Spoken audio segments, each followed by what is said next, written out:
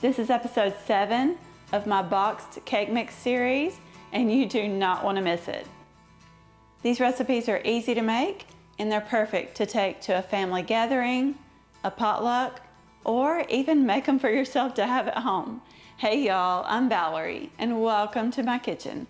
In today's video, I'm sharing 5 delicious dessert recipes, all made with a box of cake mix. Okay y'all, let's get started. If you love cinnamon rolls, this cinnamon roll poke cake is guaranteed to be your new favorite cake. To make it in a large bowl, you're going to add in one 15.25 ounce box of vanilla cake mix. You could also use a white cake mix or even a yellow if you needed to. Now I'm just making this up according to the directions on the back of the box. I added the eggs, oil, and I always replace the water with milk. Now we're going to mix this up until it's well combined.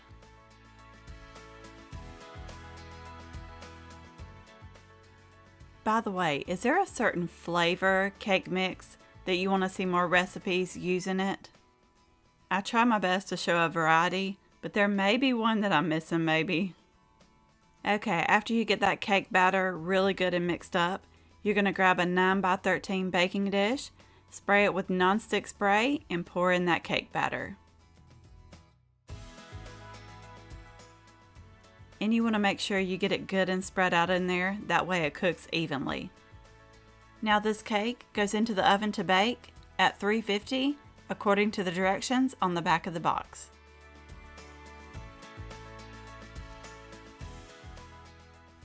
Here it is out of the oven, and we're going to let it cool for only about 5 minutes.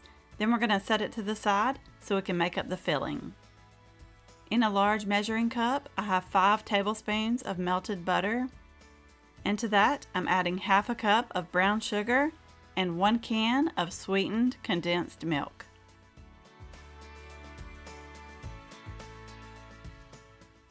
We're also going to add 3 teaspoons of ground cinnamon and 2.5 teaspoons of vanilla extract. Now you're going to mix this, and I think I forgot to mention, you'll want to do this in a heat-safe bowl. That's why I used my glass measuring cup. Now I'm going to pop it in the microwave for about a minute, and then take it out and stir it, and then if it needs like 30 seconds more, I'll do it again until it's completely melted and well combined. Now we're going to grab that cake, and you can use anything you want here to poke holes in this cake. You can use the end of a wooden spoon, or do like me and use your little mixer attachment. For something like this, I like to make the holes tiny, use something to make them tiny, and then do a whole lot of holes on top. That way that glaze goes all down into that cake. And I know it looks like a lot, but pour it all on there. And then just take your spoon or your spatula or whatever and kind of work it down into those holes. And I'm telling you, you do not want to leave any behind here. You want to use it all. This right here is what makes this cake so good. And if you let it sit for a minute, that cake will eventually soak it all up. Now we're going to move over to the stand mixer so we can make up a frosting to spread on top. I added a stick of softened butter in there, along with 8 ounces of softened cream cheese, 2 teaspoons of vanilla, and 2.5 cups of powdered sugar. And I'm just putting my paddle attachment on here, and I'm going to mix it until it's well combined and light and fluffy. And you do want to make sure you scrape the sides of the bowl down, and if you need to add a teaspoon or so of milk, you can. You just want to make sure you get that cream cheese and powdered sugar and all that mixed together.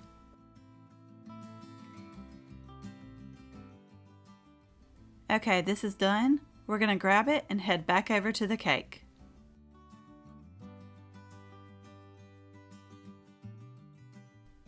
And we're just going to dollop it on there and spread it out until it completely covers the entire top of that cake.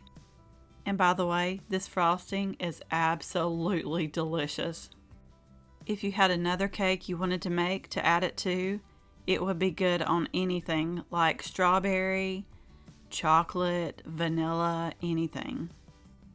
And oh my goodness, it would be amazing on a red velvet cake. But after you get all that on there, this cake is ready to serve. This was so delicious. We all loved it. And if I had to pick a favorite poke cake, this would definitely be in my top 5.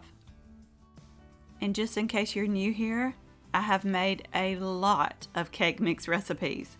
And if you've missed any of them, I'll be sure to link that playlist in the description box below. This was packed with cinnamon roll flavor, and I will be making it again. Probably this weekend, to be honest.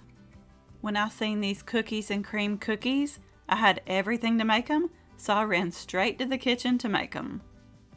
To get started, in a large bowl, I'm adding 1 egg, followed by 1 teaspoon of vanilla extract, 4 ounces of softened cream cheese, and no, I didn't let that sit out to soften, so I had to throw it in the microwave. Same with the butter. You'll need 1 stick of softened butter. I messed up and microwaved that too, just for a few seconds, but I kind of melted it. Okay, I gave that a really good mix. Next, you're going to add in a 15.25 ounce box of vanilla cake mix. They do make an Oreo cake mix, and you can use that if you can find it. Now you're going to mix this until it's well combined. And this batter will be very thick. It's okay, that's how it's supposed to be. Now we're going to add in 2 cups of chopped Oreos. I didn't want mine too crushed, so I just gave them a rough chop on the cutting board. I also added half a cup of milk chocolate chips and half a cup of white chocolate chips. And now you're just going to fold all that together. And here it is. It is super thick. This dough is just like cookie dough.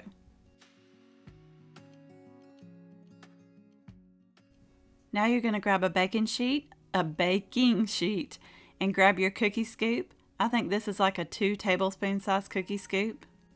I like to use these because all your cookies end up the same size. And if you want to make them bigger, you can do that. You'll just have to cook them a little longer. And if you want to make them smaller, you can do that too. Now these bake at 350 only for about 10 minutes. Now just be sure not to overbake these. They won't look done, but trust me, they are. They'll set up more as they cool. These were, let's see, what's the word I can use? Mouth-watering. They were so good. If you're an Oreo lover, we are, you gotta make these ASAP. They were really soft, and I guess from that cream cheese, they're super dense and kind of fudgy on the inside. Definitely a 10 out of 10. And I always keep all these ingredients on hand, so this is one of our new go-to cookies when we want something sweet. Now, you can't eat just one of these, they are addictive. Oh my goodness, this Butterfinger pound cake will not disappoint you. In a large bowl, you're going to add in 1 box of yellow cake mix. Just make sure it's a 15.25 ounce box. Next, you're going to add in a 3.4 ounce box of butterscotch instant pudding. Just the dry mix here. Next up, add 4 eggs, 1 cup of milk, 1/3 cup of vegetable oil, and 2 teaspoons of vanilla extract. Now you're going to use your electric mixer to mix this all up until it's well combined. And y'all, this batter right here smells heavenly. I wish they made a candle that smelled like this. I've got an 8 ounce package of Butterfinger bits here. You're going to add almost that entire package to that cake batter. I did save about 1/3 of a cup just to sprinkle on the top of the cake when it's done. We got to make it look pretty. Okay, after you get that all folded in there, this is ready to pour into that pan. I'm using a bundt pan, but you could use a 9x13 for this. And I'm sure it would even work in 2 8-inch rounds. But whatever you use, make sure you grease it really good and spray it with some Baker's Joy nonstick spray. I got all that cake batter in there and I'm just spreading it out evenly. Now this cake goes into the oven to bake at 350 anywhere from 50 to 60 minutes, or until a toothpick inserted comes out clean. And when it comes out of the oven, I do let it sit here and cool only for about 15 minutes, and then I flip it onto a cake plate. Sometimes if I let it sit in the pan too long, it tends to stick to that cake pan. I just had to wiggle it over to make sure I got it in the middle there. This turned out beautifully. Now we got to make some frosting to add to the top. You do want to let this completely cool though before you make up that frosting. Otherwise it won't stick to the top. Okay, after it was completely cooled, I grabbed a medium-sized bowl. I added in 1 stick of softened butter, 3 cups of powdered sugar. And if you want to sift this, you can. Sometimes I do and sometimes I don't. I also added a teaspoon of vanilla and 2 tablespoons of milk. Now you're going to mix it until it's light and fluffy and well combined. And just to be on the safe side and so I didn't make a complete mess, I added that powdered sugar a little at a time. But that was a total of 3 cups.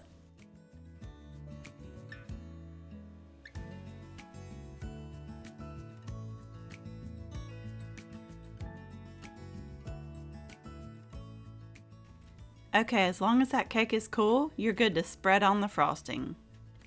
But y'all know I had to get a little bit fancy here. I put it in a piping bag and I kind of squiggled it on, kind of like the nothing bundt cake does. And I'm telling you, it does not have to be perfect. And if you wanted to skip the frosting, you could. You could just dust the cake with powdered sugar. But I highly recommend that frosting. And then I just took those reserved Butterfinger bits and sprinkled them on the top. And this kind of helps to hide any of the little mess ups if you make any. Y'all, this Butterfinger pound cake is out of this world good. If you love Butterfingers or if you love anything butterscotchy, you're gonna love this. It was definitely not dry. It had so much flavor. And if you ask my husband, he'll say you can't skip out on the icing. He loves everything sweet. Y'all better be glad though, or else you wouldn't be getting all these dessert recipes. This would also be really good for the holidays. It looks like you put a whole lot of work into making it. These cake mix dessert bars were a new one for me and I'm so glad I tried them. To a large bowl, you're going to add in 1 box of white cake mix. And you can use yellow, or you could even use chocolate, just whatever you think would be good in here. Next, you're going to add 1 stick of butter, and I wasn't paying attention. It said softened, but I completely melted my butter. And it still worked out, so whatever you do, it'll be fine. And besides, I'm thinking it's better off being melted because this mixture will be kind of crumbly. Now you're going to grab whatever pan you're going to bake these in. I'm using a 9x13 metal pan, but I'm telling you, you do absolutely want to make sure you line this with some foil or parchment paper. That way you can lift the bars out when they're done. I do wish I would have sprayed that foil though with a little nonstick spray. I poured all that crumbly mixture in there and I made sure to break up any huge chunks. I spread it out and pressed it evenly into the bottom of that pan. It will seem like it's going to be a little bit on the dry side, but just trust the process. You could even use like the back of a 1 cup measuring cup to press this tightly to the bottom. Okay, the recipe called for 1 cup of butterscotch chips. I was about out, so I used half a cup, which is what I had left, of butterscotch and half a cup of white. But if you want to use all butterscotch, you can. Kind of spread them out evenly in there. Then next, you're going to sprinkle over 1 cup of semi-sweet chocolate chips. And I'm just using the mini ones because that's what I had on hand.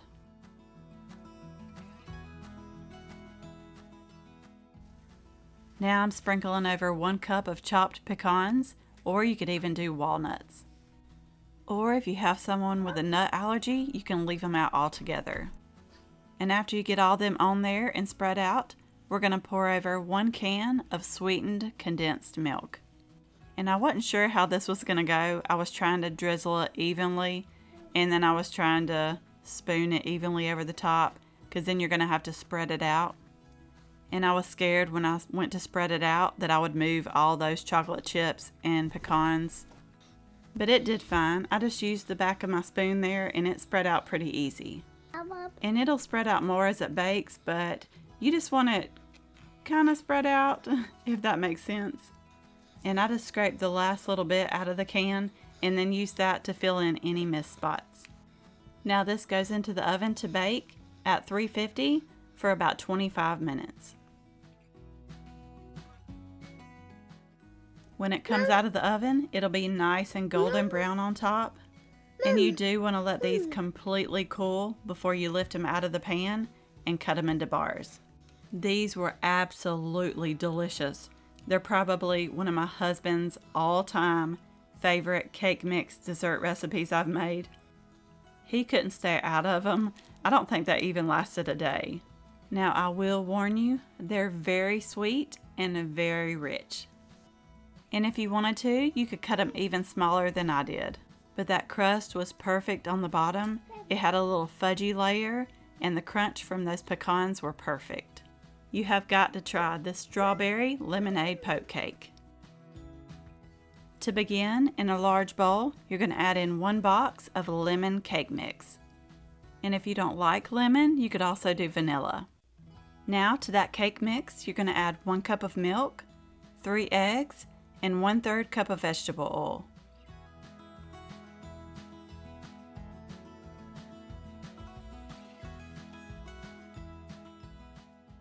Oh, and to give this lemon cake a little more lemon flavor, you're going to add the zest of 1 lemon. Now you're going to mix it until it's very well combined.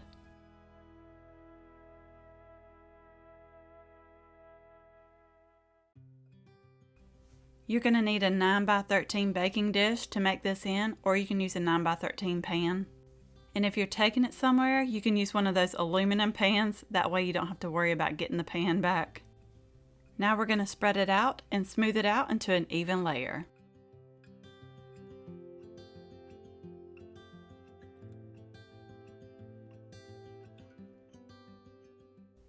Now this cake is going into the oven to bake at 350 according to the directions on the back of that cake box. And while that's in the oven baking away, we're going to make up a strawberry filling to pour over that cake when it comes out of the oven. Over to the stove top, I added 1 cup of water to a saucepan and I brought that to a boil. I added in a 3-ounce box of strawberry jello, and then you're going to whisk it until all that jello has dissolved. When that jello is completely dissolved, you're going to pour in 1/4 cup of cold water, give it a really good whisk, then we're going to remove it from the heat and head over to the counter.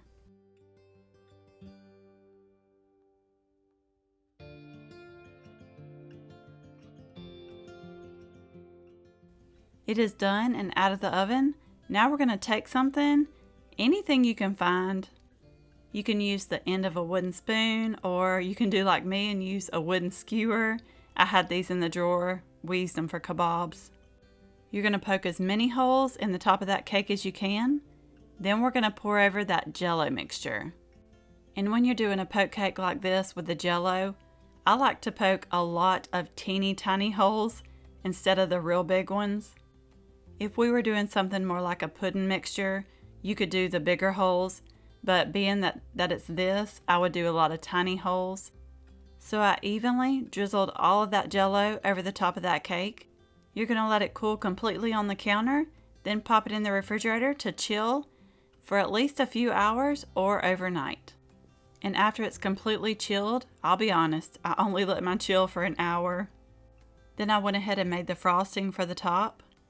You're going to whisk together 1 box of instant lemon pudding mix. That was a 3.4 ounce box, along with a 1/2 cup of milk. I gave that a really good whisk. Then you're going to fold in an 8-ounce container of Cool Whip. This stuff was delicious, by the way. I got to lick the spatula. Oh, and for any of you wondering how to cut down on the sugar in this recipe, you could always use sugar-free strawberry jello and sugar-free instant lemon pudding mix. And they make sugar-free Cool Whip too. Hey, you can even go all the way and use the sugar-free Pillsbury cake mix. Now I'm just taking that lemon topping, and I'm spreading it evenly over the top of that cake. Let this chill for a few hours or overnight, and then this is ready to serve. And I wasn't quite sure what to do with the top here, so I ended up slicing up a lemon and adding on the top for decoration. This was delicious. It was refreshing. I loved the lemon and the strawberry. But if you're not a lemon fan, you could always change up the cake mix flavor to like vanilla maybe, and change up the flavor of Jell-O if you want to. But this was so good. We all loved it. This is great to make for yourself at home, or if you need to take a dessert somewhere, you can take it and share it. I really hope you enjoyed this video. You may also like these. Don't forget to subscribe down below for more easy recipes, and I will see you in the next one.